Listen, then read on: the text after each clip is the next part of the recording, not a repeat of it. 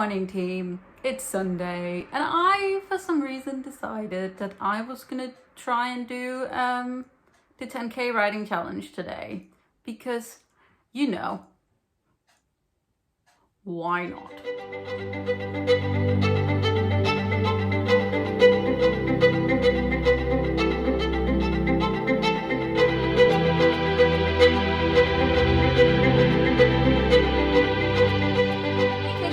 This is Bookwitch Reviews, where I normally review books. I also do lots of writing. I do Camp Nanowrimo vlogs. If you haven't checked them out, you can do. They are downstairs in the writing shenanigans playlist, so you can have a little stare, click, check list, whatevs. I have already been up since 8:30 this morning. I joined on to the very last hour of Courtney and Brooke's witching hour, like writing sprints, who I'm gonna link both of them down below. They're both delightful, very happy people, very like enthusiastic about their writing, and I love them. And their witching hour things usually happen so that if I get up early I can join on to them. I had forgotten that it happened yesterday, so I didn't get up as early as I would have liked to. So I have already written a solid amount of words today, but we are going to try to write even more. But yes, I started out this morning thinking I was going to try to write 10,000 words, and that's just not going to happen because I've been doing other stuff and I need to be an adult, like wash my clothes.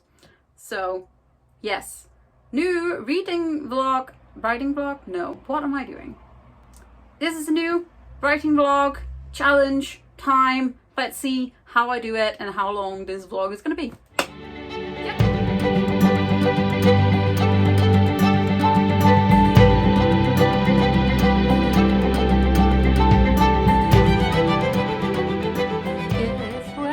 An update in a few days. It's me. Is this just going to turn into a regular writing vlog? Possibly, but you know, this is just who I am now. MS.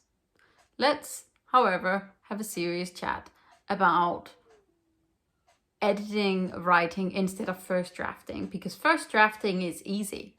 Like, well, easier. It's not easy because forcing words down on page is really hard, but I haven't done proper editing of a piece of work. I usually will just read it through and be like, okay, like small changes, but this is like big changes and changing the tone of part of my character to make it like work better, which means that I'm not really hitting word limits. And also I am just incredibly bad at like focusing lately. Like my creativity is like tiny creativity, but I have been writing some, not a whole lot. I wrote 600 words on the Kate Kavanaugh Patreon live stream earlier today, and I was gonna write some more, so I might do that now. And then we'll just see how that goes. But, you know, like, we all know writing is hard. That's not new.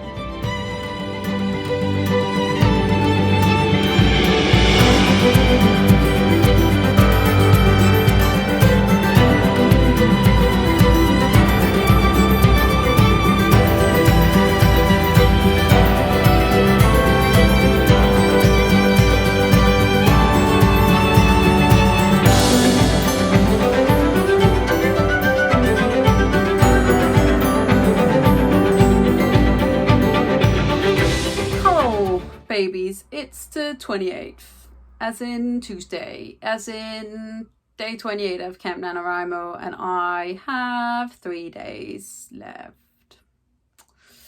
Yes, I have done some writing, but not a whole lot, so I thought that I should give an explanation, since this vlog is absolutely just like a skip and a jump and a something new, different thing. Obviously, Camp NaNoWriMo and me are just not as good friends as actual NaNoWriMo.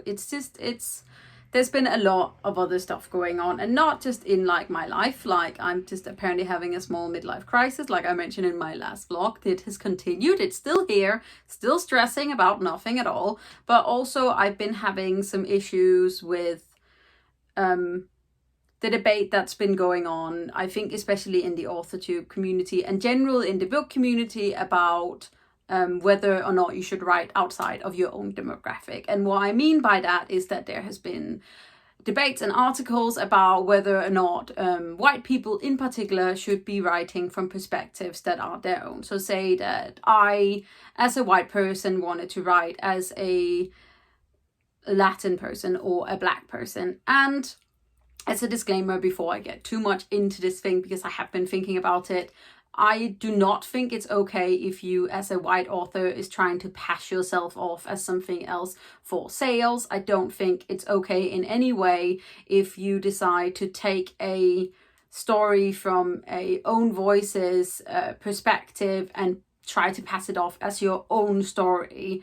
And I think this debate is especially coming up, obviously, with everything going on with the Black Lives Matter movement, and the fact that there is finally such an important focus on the fact that there is not a clear representation of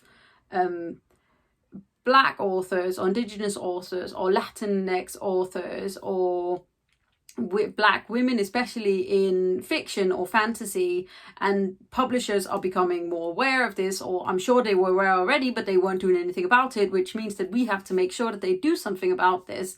And I hope for this industry that I love with my whole heart that it becomes better, so that we can see clear representation, see clearly that if there is a percentages of a marginalized group or percentages of people who look a certain way, that they have a representation in books and media. And I, as a white person, obviously am privileged in the fact that in most literature I get to see myself, in most media I get to see myself. I don't have to seek myself out in the same way. The fact that I am a lesbian obviously means that I don't see myself as often, but I am still a white lesbian. Like, I am able-bodied, which means that most often if there are queer characters in literature, then they might look like me, and I am lucky in that, and I know that.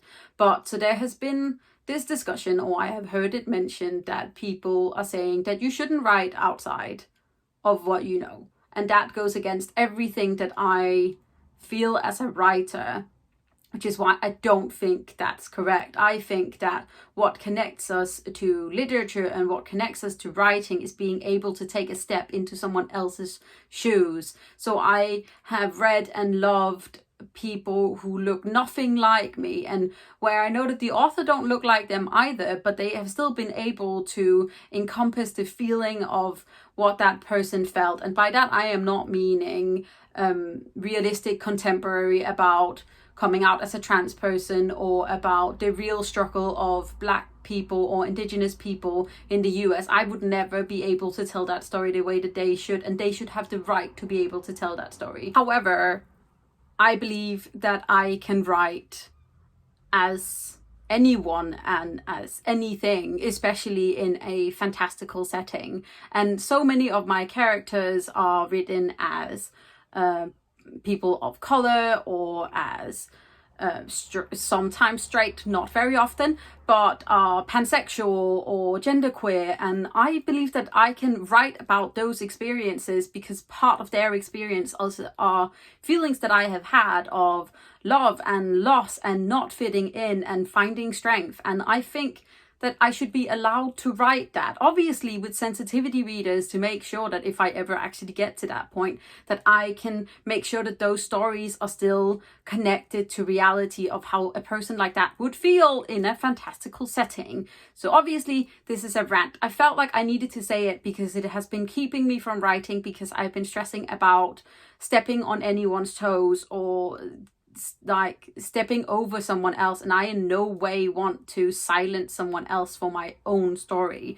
I feel like I have stories to tell, which is why I write, but my stories should hopefully be able to connect with other people, or with people who don't look like me. Half the time my characters don't look like me because I usually want them to be taller. I wish I was taller, and I'm not. And writing for me is about being able to be more and do more, and obviously do magic and have dragons. But that's what I want to say about that. Obviously, if you have a standpoint that is different to mine, please leave them down in the comments. We can talk about it. Honestly, if you are going to be rude about it, I will delete the comments. I don't do that, and I don't want that on my channel. But generally, I think it's an important discussion to have, obviously, and it is important that we continue to push our publishers to make sure that everyone is like, what's the word, and that everyone is represented in like a lineup of authors, so that you can see a person just like you, or a person who could be you, or who could be your mom or your aunt or your best friend, so that you can see all of them, and there should be a honest like percentage of that. It should be shown directly. It should, that's not the thing. That's not the way that it should be, and hopefully we will get to probability of that. That's not our reality right now, but we can all work towards it together. So yes, that's what I wanted to say on that. And now I will return to regular writing, and then I will finish this vlog at one point.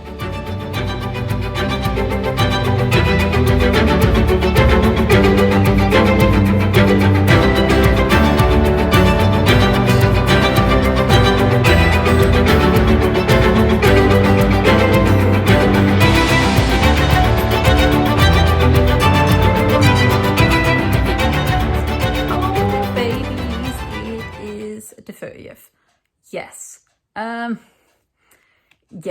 I can't even. I'm just gonna stop making excuses for this writing vlog. It's a right mess. At least I had a good long conversation with myself and you guys in the middle, so I hope you guys enjoyed that. I have a solid amount of words to do. I was going to write quite a lot yesterday, and then I just had a really bad like day mentally. I just was really sad and really not feeling writing or really feeling anything other than wanting to watch like sad videos and make myself cry. So I did that, and now today I feel much better. Also, I'm wearing a sunflower dress. It's super cute. You can't see it right now because obviously I'm lying here like a weirdo. And also I'm not wearing a hat. Welcome to my terrible hair. But you know, this is just how we're gonna have to live right now. I am going to get ready for bed, then I'm hopefully going to write something before I go to actual sleep, and then tomorrow we will do our very best to finish NaNoWrimo, whatever that means. Okay, I'm gonna do my best. I am okay with failing. So it is time to talk about how I spectacularly have failed Camp NaNoWrimo.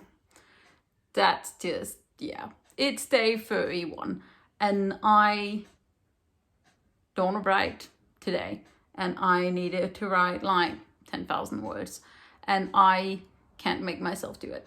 Like, I could try, and then I'd be stressed, and then I'd just be like overwhelmed by life. So I think I'm just going to take a little break from, not from writing, but from Camp NaNoWrimo until I can figure out how to properly routine writing back into my life, because I just think that there's too many other factors for me to deal with writing right now. I am hoping, obviously, that I'll run a write later and then I'll do it, because I did have that moment of yes again, and then I was reading back through my story, and it's just, it needs a lot of work. And Camp NaNoWrimo I don't think is for me. I think NaNoWrimo in November is it. That's what I can handle. I can't do camp twice a year and then actual NaNoWrimo. So we'll see how that goes. And at one point I will also figure out how to properly make writing vlogs that aren't 2 weeks long or more. Well, this one's like, yeah, it's 12 days long. It's basically 2 weeks. So I'm just gonna end this writing vlog here and say that's it, team. Thank you so much for watching. Hope you have enjoyed this. I think it was a good little conversation we had earlier in the week. So if you did like this, hit that thumbs up button, hit the subscribe button at the same time if you haven't already, so you don't miss out on any other videos from me. You can also click the little bell. That will give you a notification when I put up a new video. It'll be wonderful. We can be friends. We can talk writing if you're here for writing. Otherwise, I also have regular booktube content.